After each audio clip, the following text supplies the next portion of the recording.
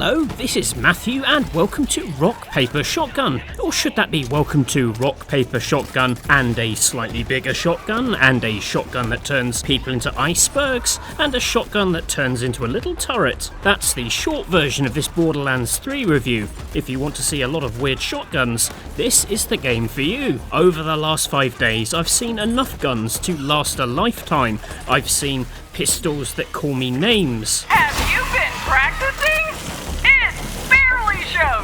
I've seen a revolver that attaches tiny sticky bombs to bullets. I've seen guns that overheat and have to be squirted with a tiny water pistol. I've even seen a gun that fires more guns. When a game promises over 1 billion weapons, why the hell not? If it wasn't already evident, it's quite hard to talk about Borderlands 3 without reducing it to a list of tweaks to a tried and tested formula. There are guns with secondary fire, switching from hot magma death to melty acid pain, or tagging enemies with a smart bullet that then homes all following shots. And you can butt slide, and yes, you can butt slide upstairs, which is going to graze your ass to pieces. You can mantle onto platforms, which means Gearbox can hide collectibles on top of rickety towers, just like in every other game in existence. There is now radiation damage that makes enemies explode on death. And you can summon a giant radioactive spider ant to munch your enemies. And you might just grow to love it. Love you, Socrates. You might grow to love it too much. Come on, Socrates. Socrates! Well, they're gonna get it. Socrates! Oh, god damn it. You see, I'm doing it again. Boiling down this vast space opera to a checklist of the tiny things it does differently to Borderlands 2. In so many ways, it is just more Borderlands. But I think that sometimes more is enough. That's the focus of this little video review. Of course, I should point out that the game's villains are a pair of influencers who say terrible things like, subscribe and obey, which makes it awkward to ask the same things of you. You don't have to obey, I'm not a creep or anything, but if you enjoy this video, clicking the thumbs up would be lovely.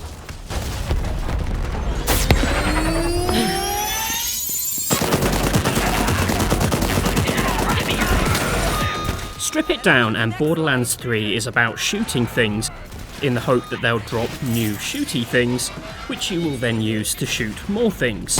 Even more simply, the appeal is this.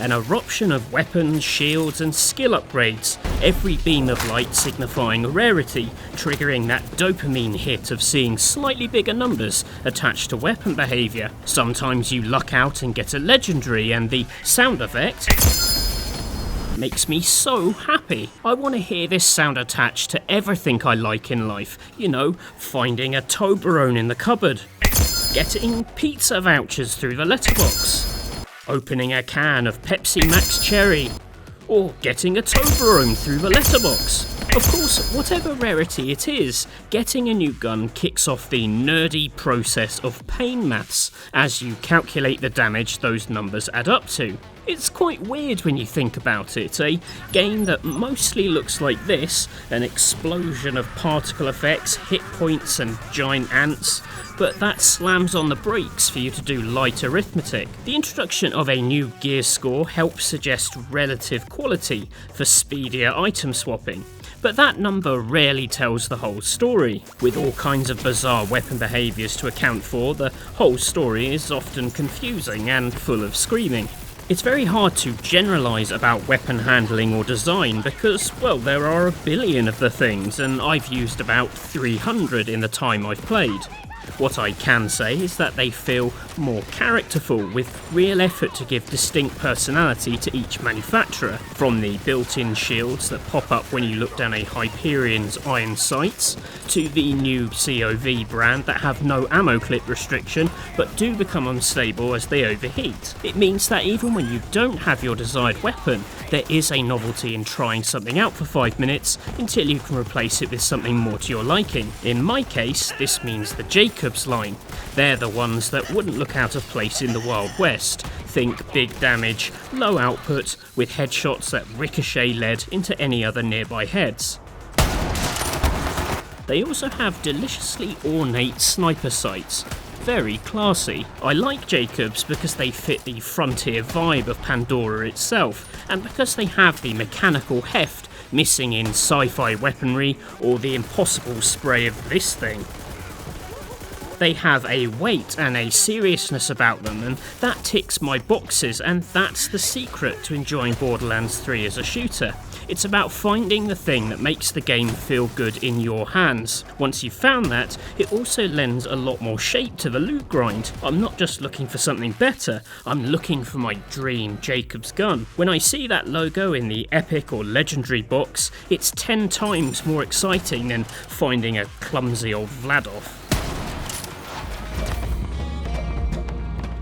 My oh my, you got more bloodlust than a saurian in heat.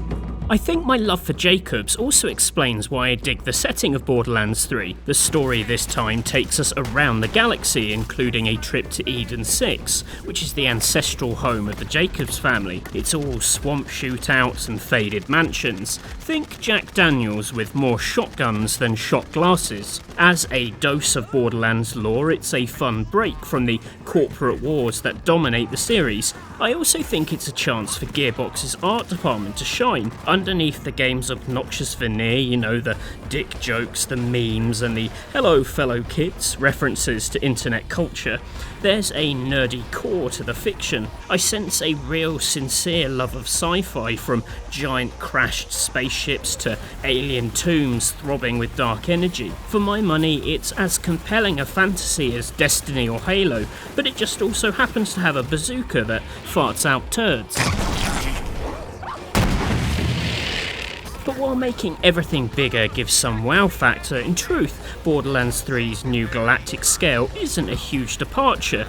I mean, Borderlands 2 crammed so many biomes onto Pandora that it could pass for several planets. Because this game still chops each planet into smaller regions with load screens in between, they still don't really convince as grand open worlds. But if they feel quite penned in a video gamey way, they do use every inch of space.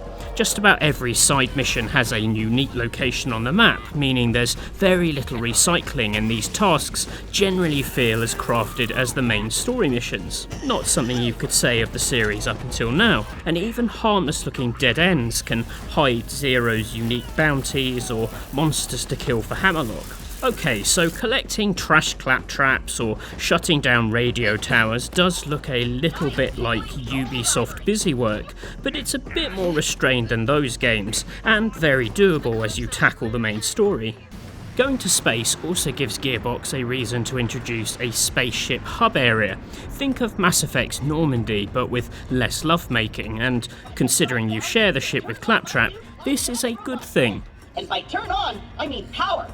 At first, I hated the Sanctuary 3. It's a mess of corridors that take about 15 useful features and hides them in a labyrinth. But with a long campaign, and I'll get to that in a sec, I did familiarise myself with it and grow more attached. The idea of returning to the ship between story missions may sound like 2 extra loading screens that no one needs, but I grew to like the rhythm of blasting away on the surface and then heading home to sell excess equipment or use the new lost loot machine that spits out any guns you missed. With onboard vending machines selling gear at your level, planet vendors don't scale with you during the campaign, and the opportunity to buy rare delights with Iridium, I appreciated the to and fro a bit more than I thought I would. And Claptrap stays in his room, so you don't ever have to see him if you don't want. Result.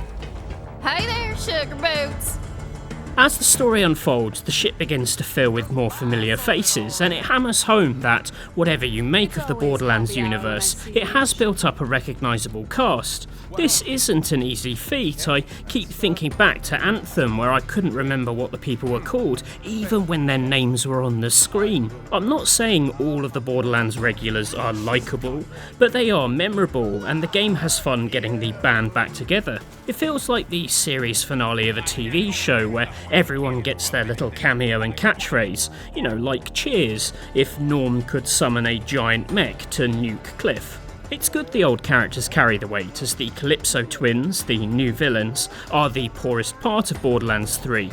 A limp send-up of obnoxious influencers that has no satirical bite, considering how vile the influencer world has shown itself to be. That's a real villain. These guys, they boast and they bicker, but it's pretty tame stuff, and stuff you have to endure regularly for 30 or so hours. I keep thinking back to Tales from the Borderlands, which told more story and better jokes in a third of the overall time. Lessons should be learned.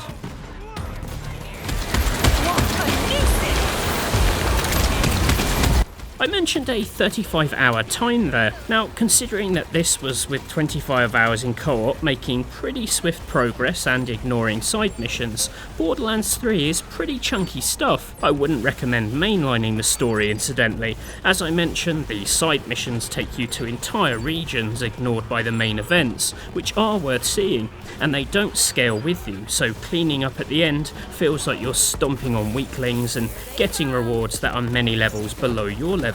Collect and enjoy those playthings along the way. As a campaign, it's a blur of endless fetch missions, but with enough standout moments to help me reconstruct the tale in my head. If I was to plot an interest curve, it basically peaks at the beginning of each new planet, where you have a rush of new enemy types to fight. Switching from the common bandits of Pandora's cults to fighting Malawan troops on Prometheus creates a definite shift of tactics. Also means you can shoot these dudes cosplaying as Juggernaut from the X-Men, which is delightful.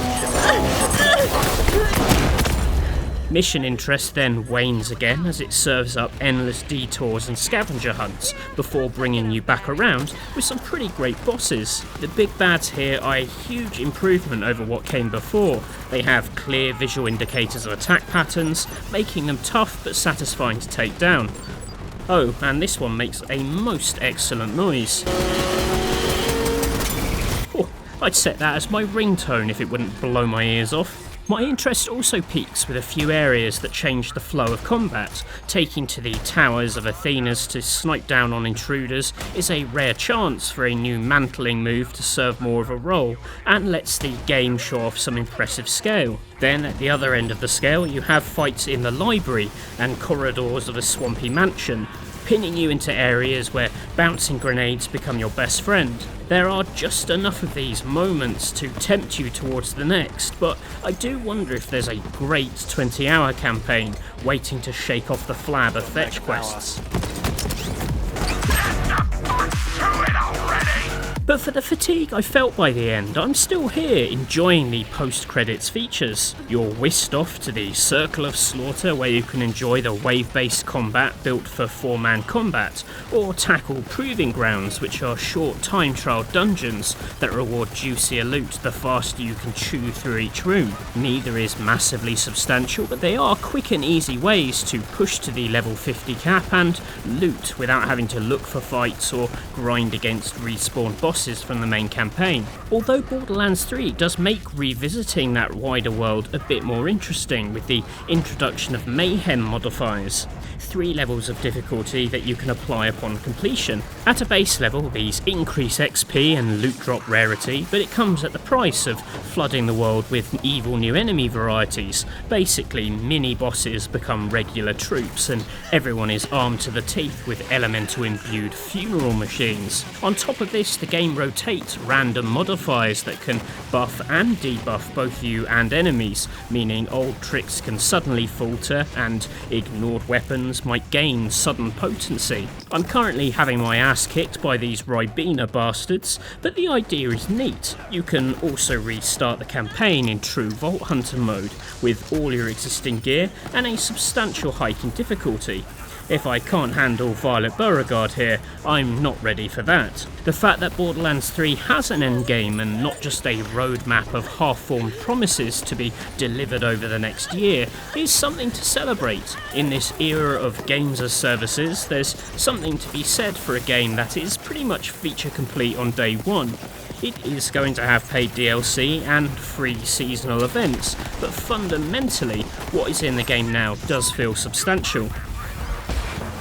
And for me, it's dabbling with the endgame that really made me think about the idea of more being enough. In any looter shooter, there is a natural sense of escalation. The hit numbers go up and your gear scores go up. But Borderlands also has those skill trees that see Flack's humble battle ant morph into a giant radioactive freak, or Moses' Iron Bear mech turn from the occasional treat that runs out of juice in 10 seconds to a near constant presence on the battlefield. Oh, and one that is now spitting a nuke from each arm. To play the game in co-op, where 4 people escalate their characters together, is quite spectacular, almost to the point where you wonder if the game is slipping into an unreadable blur of violence. I know that I got pissed off at that freaking ant stealing my kills and blocking my sniper scope.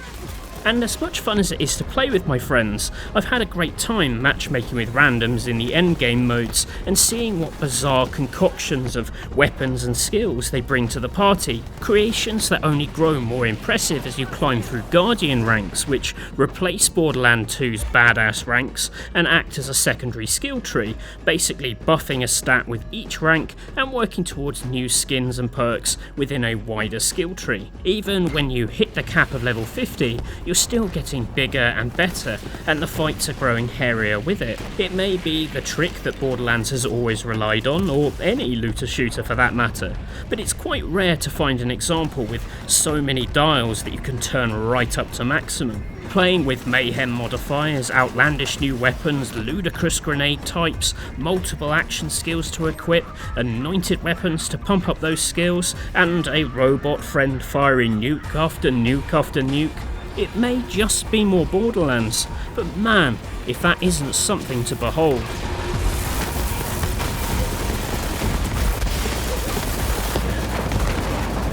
At this point, Borderlands 3 has been out for a few days, so I'd be keen to hear your thoughts if you've played it, and please share your Moe's splash damage build with me because I can't get enough of that stuff. And if you enjoyed this little video, maybe watch out for other reviews. I recently took a look at Gears 5 and Blasphemous and have thoughts to share on those.